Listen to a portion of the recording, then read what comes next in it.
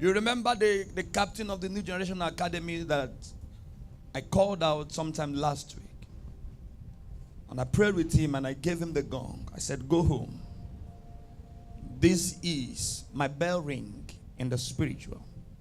And I said to him, for the next 7 days, you ring it before it is sunshine and cry to God for help.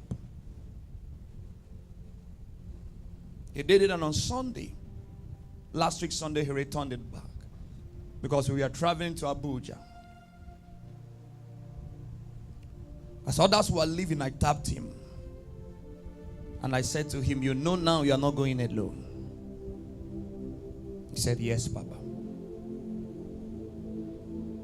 I said, you can go.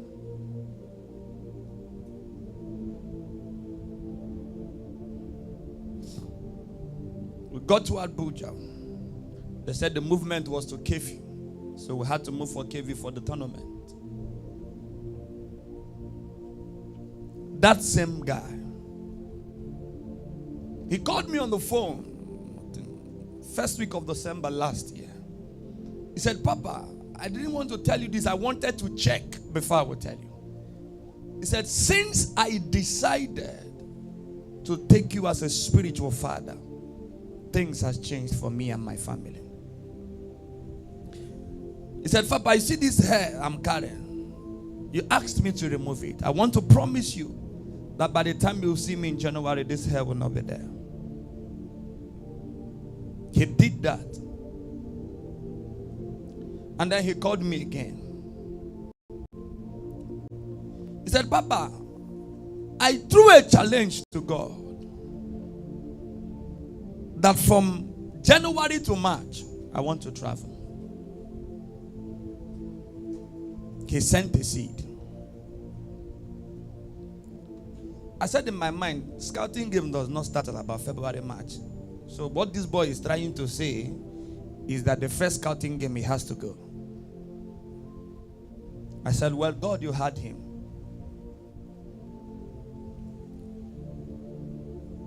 After the game, we have different segments of people. The greatest of them all, and who is the host of the tournament, called me and said, what can you say about this, your boy?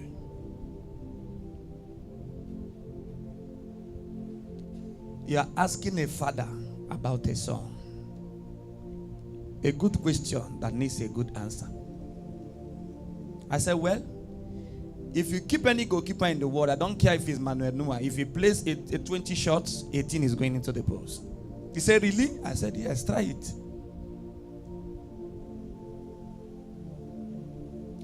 I told him his eye for the passes and everything is too much. He said, really? By the time I was done selling the market, if I can sell Jesus and make profits, who is man that I cannot sell?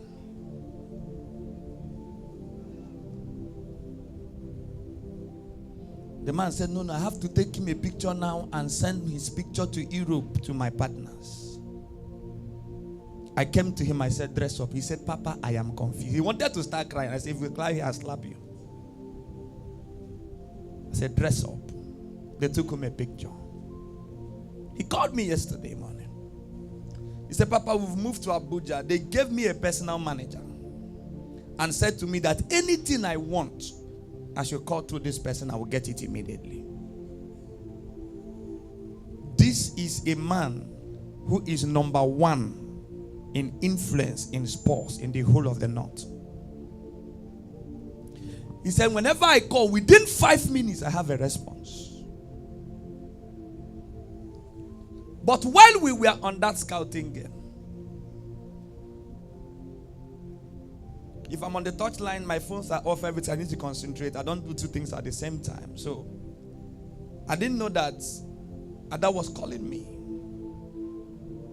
Admin has already called 2 missed calls. We finished. I came out.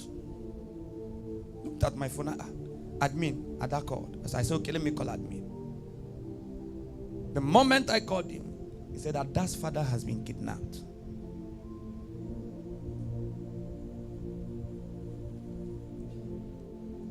I said, how? He said, he doesn't know, but he said he's in Okiwe. I ended the call. I remember that I told the pastor who is in charge of where the father attends. I said 6 months into his inauguration, he'll be kidnapped. So you should pray. Pick Tuesday, pick Thursday as a covenant moment and keep praying. I said, so have you been doing it? He said, no. Hey. When last did you do it? I can't remember. That some of the time network issue and all that. That's okay. The next thing the voice of God said to me is apply first aid. I called on the phone. I said, pick a seed, run to the altar and tell God what you want. I'm coming. I called the president of the club. He said, get into the next available flight. Stop coming home. Admin has already sent driver to come and pick me at the airport. 2 days before that call, this song I sang now, it couldn't leave my mouth. I was, am I going to be kidnapped? I said, okay. Say, God, even if I kidnapped, let me be singing this song now. So I went outside. I asked them, it's like security here is not very tight. They said no, I said no, that I'm having a feeling. So I went to my hotel room, check if there's any place I can jump out through. In case there is misbalance and disorganization of protocol. So I pinpointed the toilet area. I came and shook it. I said, okay. I waited for the first day to be kidnapped. I was not. But I know that kidnapping was going to happen. So this song was what I was singing all through, playing it all through. In my sleep, he's playing.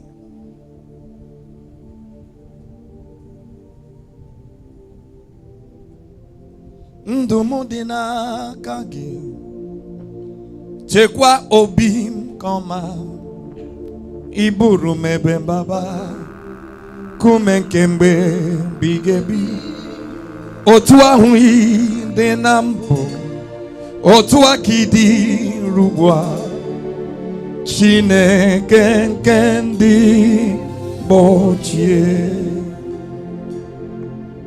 So when the call came in, I remembered this song. I said, that was it. Immediately, I called the mom. Cry, shout, and tears could not allow me hear what she was saying. So I kept the phone on my ear for 2 minutes. She was just crying. I have not received instruction from God. What do I do? But we've conducted first aid. You know, first aid board is the first thing you give to an injured person before taking the person to the hospital. I've been now.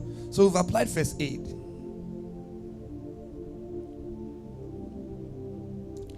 Throughout the vehicle, I was praying.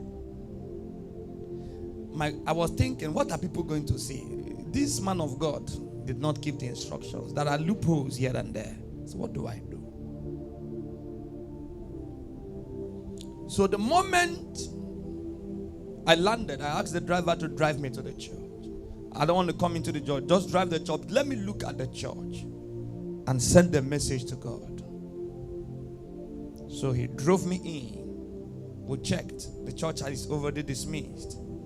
And I said to God, remember, I have a covenant with you. I said the vehicle turned.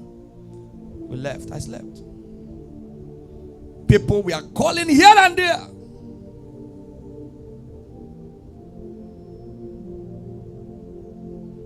Friday, I had not even seen her. The moment she saw me tears, the first thing she asked is my father coming back alive. I remember the last time they asked me that question. I said to her, I would do my best. I know I have a relationship with God. I will push every altar I can. Father will be fine. As at then, God has not said anything.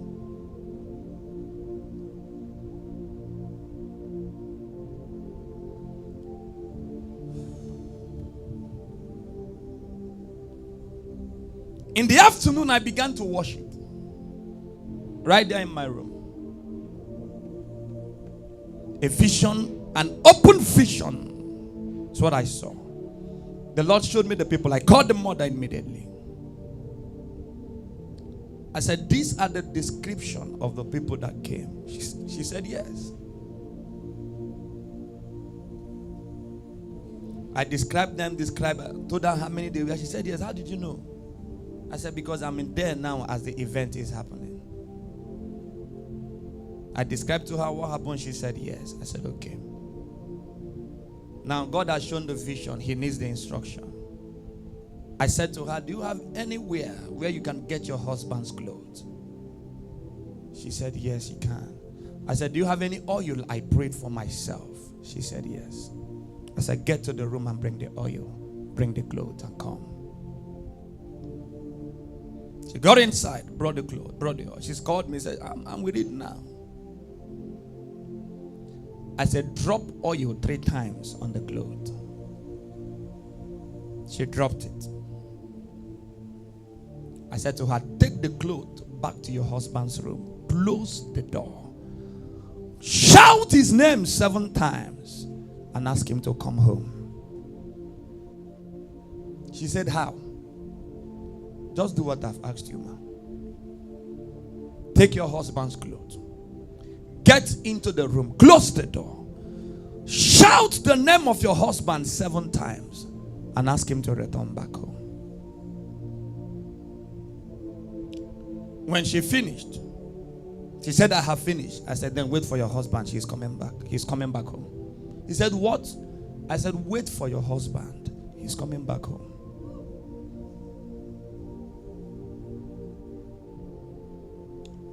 We came to church. I picked up the sacrifice and I said to God, I'm going to use this sacrifice. So in case nothing happens, you pay back this money. And then he asked me a question. He said, have I ever failed you or disappointed you? I said, no, sir. Then he said, what makes you think I have not answered your prayer? I said, okay, the sacrifice does not need the altar. It needs my back for protection. Because no weapon fashioned and designed against that sacrifice that shall prosper. And even if you decide to raise your tongue against it, I will condemn you.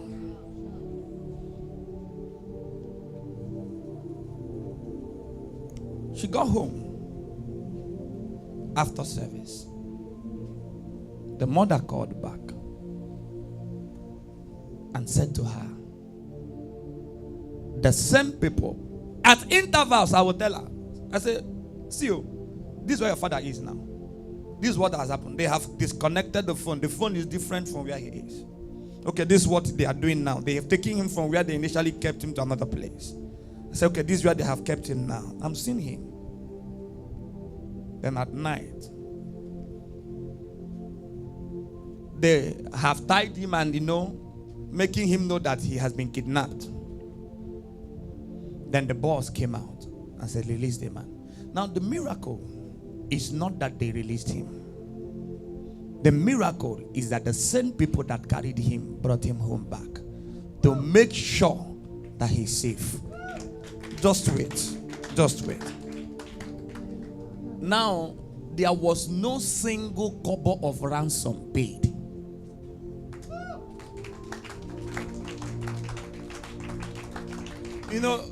There is one thing for you to be released.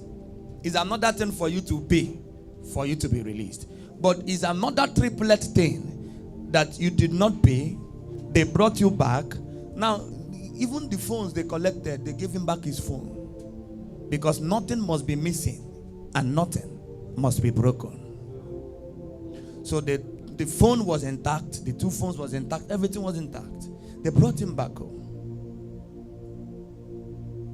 No penny paid.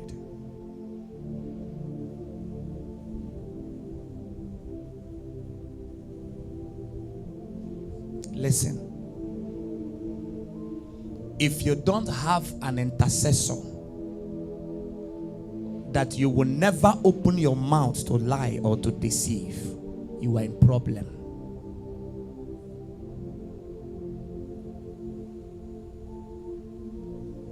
Can I be truthful to you? There is someone that would have called me as I'm in a match.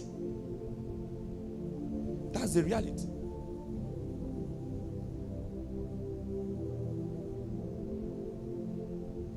It was not everybody that Jesus said, let's go to your house. It was not everybody that Jesus said, take me to where they buried him. It was on the basis of connection and relationship.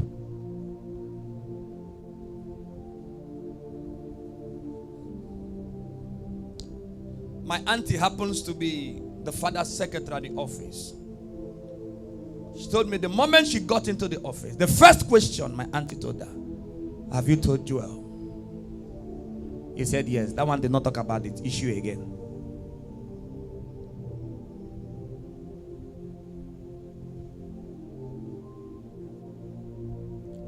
I want you to hear me.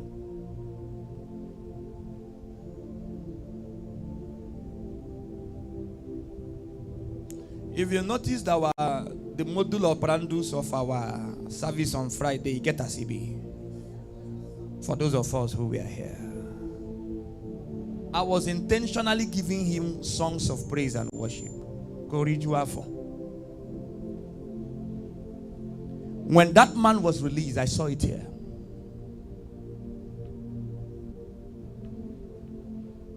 Because they needed to drive close to 45 to 30 minutes to get to the house.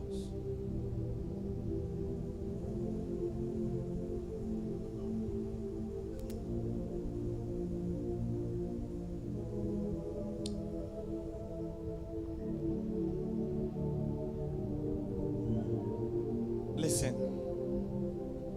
Prophetic intercession is the foundation of your moving forward.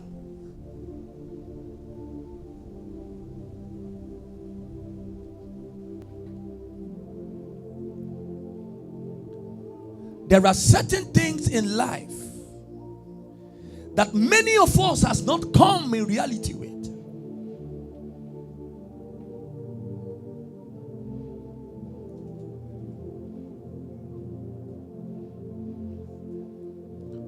Who is praying for you is the question I came to ask you.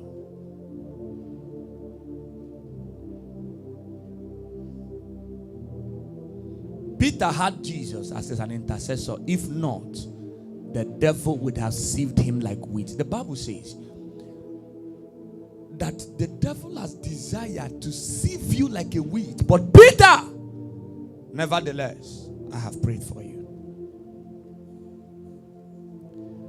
Who is praying for you?